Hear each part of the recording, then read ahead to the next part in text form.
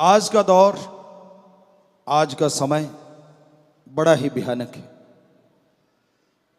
सच्चे दाता रहबर शास्त्रनाथ जी महाराज के साथ हम घूम रहे थे तो बेपरवाह जी हमसे चर्चा करने लगे और कहने लगे जो दिन गुजर गया वो अच्छा है, लेकिन आने वाला दिन और बुरा है और उससे आने वाला दिन और बुरा है।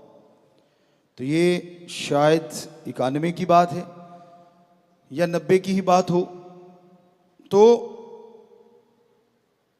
हकीकत यही है कि वो समय इतना बद से बदतर हो गया कि हद से ज़्यादा। कोई भी आप फील्ड ले लीजिए, कोई भी एरिया ले लीजिए, घर परिवार ले लीजिए,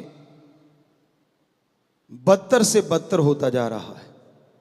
ऐसा समय था जो हमने अपनी आंखों से देखा, खास करके आपका नहीं कह सकते, हमने अपने गांव में देखा कि दो बुजुर्गवार या दो बड़े गांव वाले चुन लेते, वो जाते मिलते और कह देते कि भाई आपा इधर राजनीति में इस साइड में चलना है, उस साइड में चलना है। तो सारा गांव का एक एक बच्चा उनके पीछे चला करता था। और इसलिए उस गांव में स्कूल सबसे पहले अच्छा बना, क्योंकि मांग ही ये थी गांव वालों की, अपनी पर्सनल कोई मांग नहीं थी। स्कूल अच्छा बनना चाहिए, तो वहाँ non medical, agriculture, commerce, arts, ये चीज़ें वहाँ आई। और उसके साथ ही वहाँ हॉस्टल बनाया गांव वालों ने। तो ये 78 की बातें होंगी, जो कि तब आसपास कहीं नज़दीक था ही नहीं ये चीज़ें। तो कहने का मतलब ऐसा भी समय था जब बुजुर्गों की बात सारा गांव मान लेता था, और आज ऐसा भी समय है एक घर में एक बुजुर्ग की बात, अगर 2-3 बच्चे तो हो सकता है एक भी ना मानता हो, और हो सकता है अगर वो सत्संगी है तो 1-2 मानते हों। उम्मीद ज़्यादा सत्संगियों से है। ऐसा नहीं कि दूसरे नहीं होंगे, अच्छे संस्कारों वाले दूसरे भी हो सकते हैं। एक रिश्ते होते हैं जो परमपिता परमात्मा बनाता है। जब आप मां के गर्भ से पैदा होते हैं तो आपने रिश्ता थोड़ा ना बनाया, भगवान ने बनाया कि कौन आपके मां बाप है।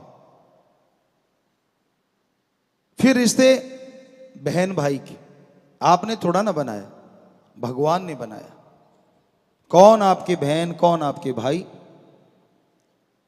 फिर रिश्ते मामा मामी, जो भी आप माने, नाना नानी, वो सारे रिश्ते जो बनते चले गए वो भगवान के बनाए हुए हैं, आपने नहीं बनाए।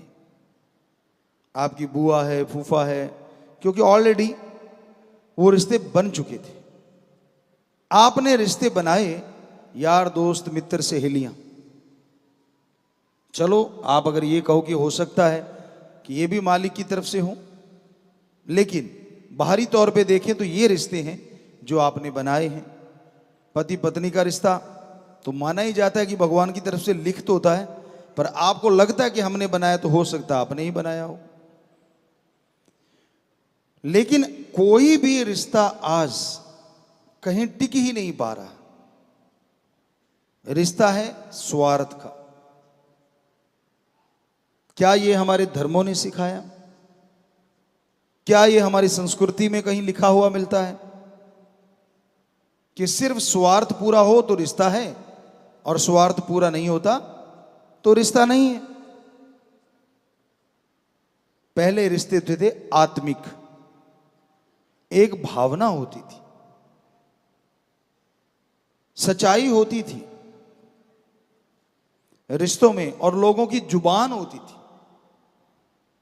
पुराने बुजुर्गवार जुबान दे देते थे, उससे रिश्ते हो जाया करते थे।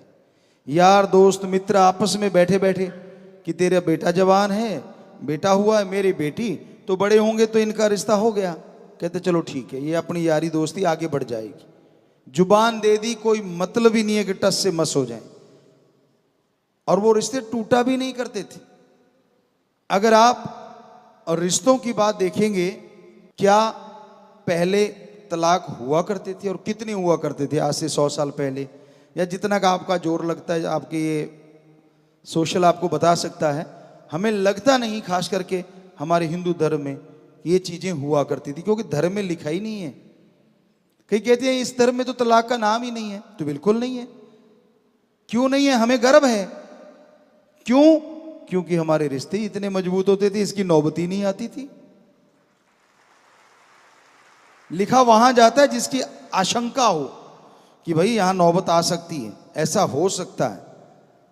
लेकिन उन संतों ने, पीर फकीरों ने लिखा ही नहीं, तो इसका मतलब कभी नौबत आती ही नहीं थी। हालांकि ऐसा होता होगा, लेकिन धर्म में लिखा नहीं मिलता। पर आज तो बरसात आई पड़ी है। आपको जैसे बोला, बच्चों में कोई कदर ही नहीं है रिश्तों की। सिर्फ और सिर्फ रिश्ते रह गए हैं नर मादा का। ये भी संतों के वचन थे, महापुरुषों के वचन थे कि ऐसा टाइम भी आएगा। इस पे हमने एक भजन भी बनाया हुआ है। रिश्ते रिश्ते ना रहे, रिश्ते बन गए हैं जुए, देते रहो रिश्ता है, सहते रहो रिश्ता है, वरना तो ये टूट रहे।